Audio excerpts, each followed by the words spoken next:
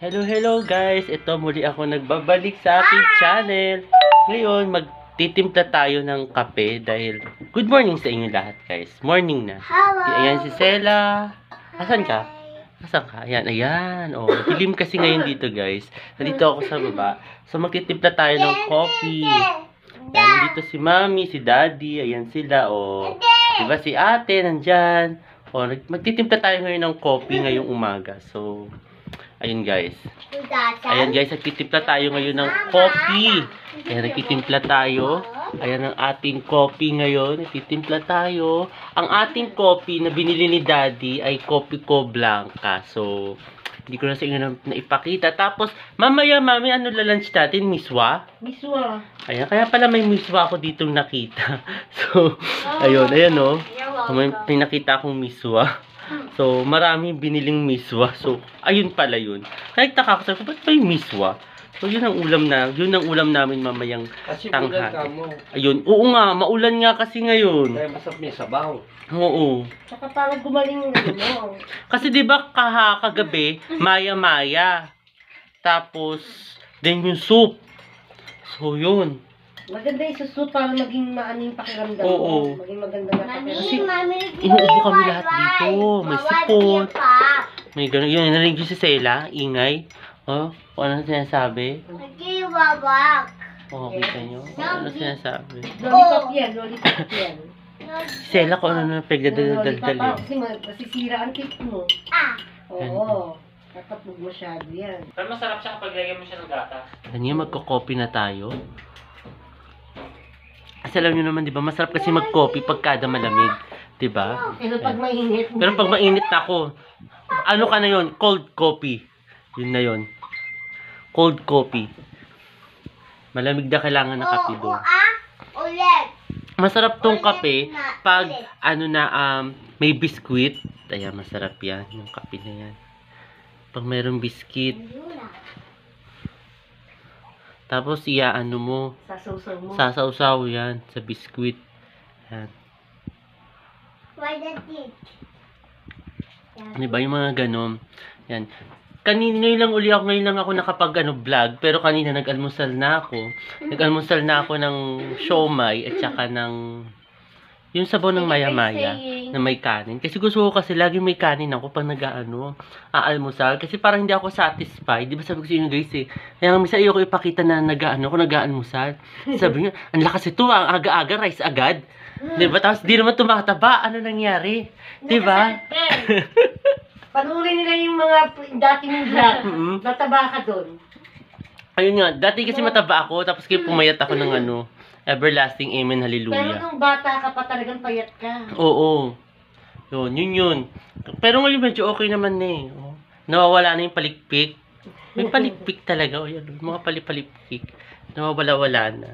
Ganun pala yun, no? Pag pag talagang bigla ka nagkasakit, na hindi mo na alam, bigla kang inubo, sinipon, tapos nalagnat ka, natrangkaso, ganun, may mga ganun. Bigla ka talagang papayat. Siyempre, mawawalan ko ng gana kumain yun. Pero ngayon, ito na, medyo nakaka-okay na. Okay, nakaka-recover na. Kape-kape na tayo. Nung last talagang hindi ako makapagkape. Pero pinipilit ko pa rin magkape. Diba? Ang dami nag-message. O, mamaya nag-message na yan. Alam ko, naririnig din nyo dyan, guys. Yung mga nag-message. And tapos, ano pa ba? Mamaya, yung ipapakita ko sa inyo mamayang tanghali yung lunch namin. So, ayun, guys. Hello guys. Andito na ako sa taas. Ayan, kasama ko si Bebe Sela. Sela, where are you? Ayan, kasama ko si Sela. Ayan, so si BSO nasa kabilang kwarto yata. Nasa kabilang kwarto si BSO. So, ayan. Hanapin natin si BSO. Nasaan kaya si BSO senior? Baba. Sa baba ba? Yeah. Sure ka? Yes.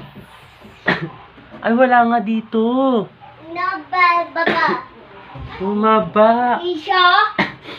Oo. Bumaba nga. Hello, Debbie. Ayan, yan sila, si BSO nandito. Hinahanap ko sa taas. Bumaba nga. Sabi ko na nga ba eh. Naka-hatsu ba yan? Hatsu ba yan? Oo, sabi ko nasa baba ka. Nasa taas. Hatsu. Sabi ko nasa kabilang kwarto ka. Ano yung example? Ano yung skill Oo. yun? Hindi na papakiramdam. Naka-N. Naka-in ba yan? Oo. Ayan, oh. Sarap ng ulam, guys. Kain na ako. Sarap ng ulam. Kain na pala.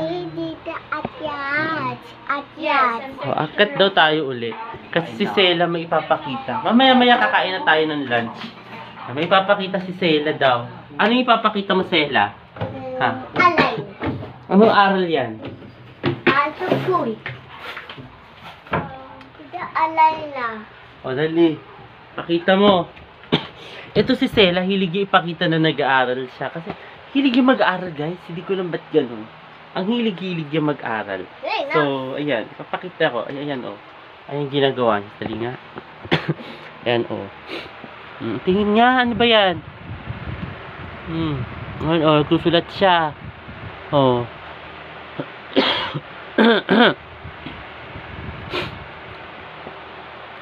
Yan ang hilig niya ngayon talaga. Hilig niyang mag-aral, magsulat, ayan, gayahin yung mga ABC. Yan, hilig-hilig niya yan. Ayan, oh. Oh, hilig niya yan. Gayahin yung mga ABC, kaya ganun, guys. Kaya nga, grabe, itong anak ni Ate Chess, talagang mahilig mag-aral, mahilig siya magsulat. O, sumulat ka daw, di ba sabi mo gusto mo mag-aral? Ayan, oh, mahilig siya talaga. Ayun, guys, ngayon, inaabangan natin si Sela magsulat. Tapos maya-maya mag-lunch tayo kasi 12 o'clock na.